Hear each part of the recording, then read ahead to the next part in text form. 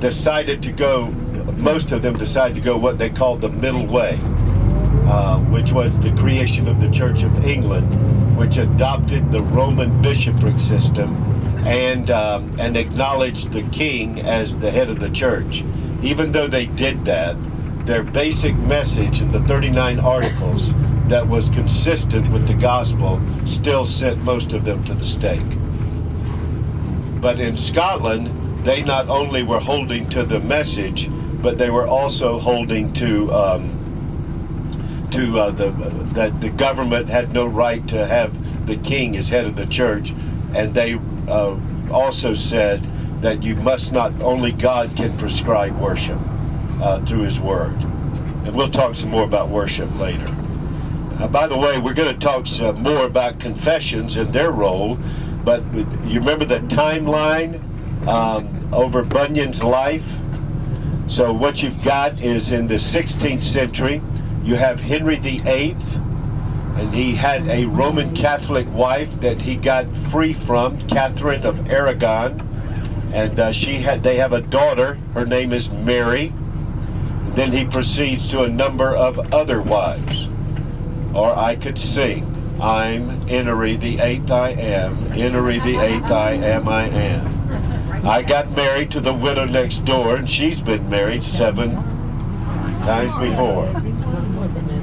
Okay, that's enough. All right. I could just see the Liverpoolians coming out now. So what happens is he goes through these wives and through this process, and he puts in place Thomas Cranmer. And Cranmer is the one who writes the initial 39 articles, which that would be comparable to the Presbyterian later, the next century, the Westminster Confession of Faith. But there's the 39 articles, a basic handbook on church discipline, and the ecclesiology of the Church of England, recognizing the king as head of the church.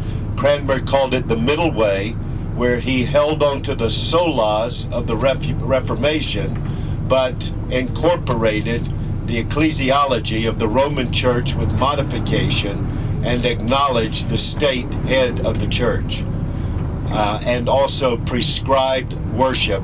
The liturgy of worship was prescribed, approved by the king. And so that's what Cranmer does. And then he begins to put in his reformers like Latimer and Ridley and Thomas Bilney, and those are the ones that he begins to put into place. And we'll see what happens to them when we get to Oxford. So after Henry VIII dies, what are they going to do? Well, they need another king. Well, Henry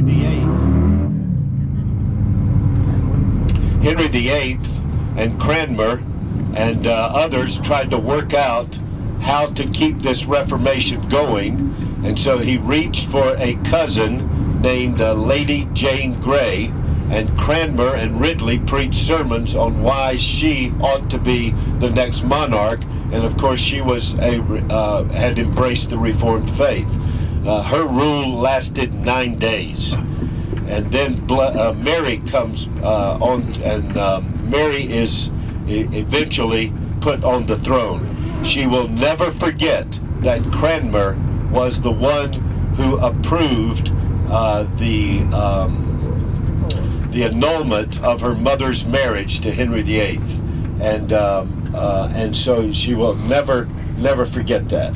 And so Cranmer not only has a problem in that she is Roman Catholic and wants the England restored back to the papacy, but also there's a personal issue concerning her mother, and that would stay in place with her and Cranmer. Bloody Mary will be replaced by. I'm sorry. I left out somebody there. I'm sorry. I jumped too quick. Henry VIII to King Edward VI, but his reign will be short, although he's continuing what his father wanted. And then it's out of Edward that Cranmer and others attempt to get in place Lady Jane Grey. That's a short 9-day rule. And then Mary comes in. So Mary follows Edward. That's Edward's half-sister. And then she is replaced by Elizabeth. That's the beginning of the Elizabethan era and the movement forward of the Reformation. Church of England in England and the Church of Scotland in Scotland. Okay? Then we come to the issues of the Act of Uniformity, which comes out of Charles I and Charles II as they attempt to restore England back to the papacy. And that's where all of this is happening that you just had with Bunyan. Okay? The rise of the confessions. There are various confessions that come into place, and most notably here are is the Westminster Confession, and then its close kin, the Baptist Old London Confession of 1689, which was actually written and adopted the year after Bunyan's death. As you heard, Bunyan's church practiced both pouring and immersion, believer's baptism and paedobaptism. It practiced both because it was a free church of both Congregationalists and Baptists. John Owen was a Congregationalist, but he had much a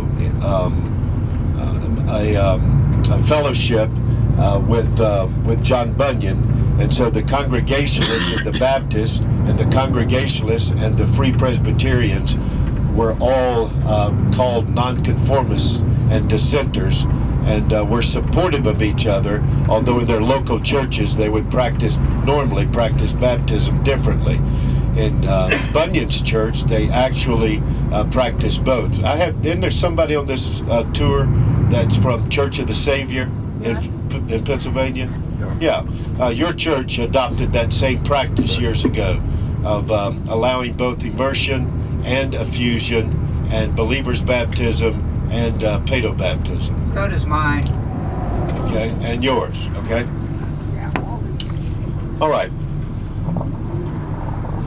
Did anybody have a question that's still awake? Okay.